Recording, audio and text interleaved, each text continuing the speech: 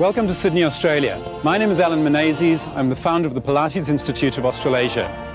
I've been in this business for almost 20 years and introduced the Pilates method to Australia in 1986. This intermediate routine is designed for those who exercise 2 to 3 times a week and would like to increase their fitness and flexibility level. As with any exercise program, consult your practitioner before beginning this routine.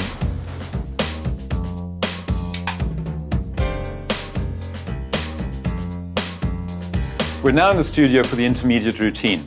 I'd like to introduce Tanji, who's a student, and a client who's attending the studio for general fitness, and to Daniel, who is a student as well, and unfortunately broke the neck of his femur about 12 months ago and is recovering from that, and this was the left leg. What we'd like to do is to get you started initially with the breathing. And when we're breathing, if Tanji can face me, and Daniel, if you can face forward, with the breathing, I'd like you to trace a line from one hip bone with your finger across to the other hip bone, and then come back to the center of that line. Then draw the stomach in away from your finger without tucking the pelvis and without squeezing your backside. So keeping the line drawn in behind the hips as much as you can, that's the B line. For the guys, what we're going to do is we're going to call this the belt line. So from hip bone to the center and draw it in away from the fingers. That's your belt line. Draw the belt line behind your hip bones.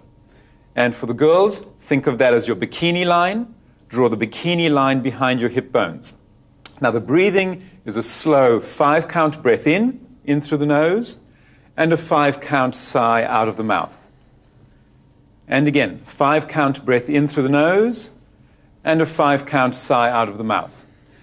Now, this initially may be a bit restrictive if people tend to breathe into their chest. So what we'd like you to do is to keep the B line and breathe into the upper back. So breathing into the shoulder blades for a count in, 5, and a slow 5-count out. And again, 5-count breath in into the upper back, and a slow 5-count out. Deep sigh out of the mouth. Never hold your breath, and never blow. Another 5-count breath in, because if you blow, you'll actually strain your neck. So it has to be a good sigh. Breathing in and a breath out. Now, if possible, what we'd also like to cover is that on the breath in, taking a deep breath in, try and control the breathing of the breath out with your rib cage. So you close the rib cage, as you can see Daniel's doing. And again, breathing in through the nose, and then use the rib cage to close the air out of the lungs. That gives you a lot more stability into your upper back.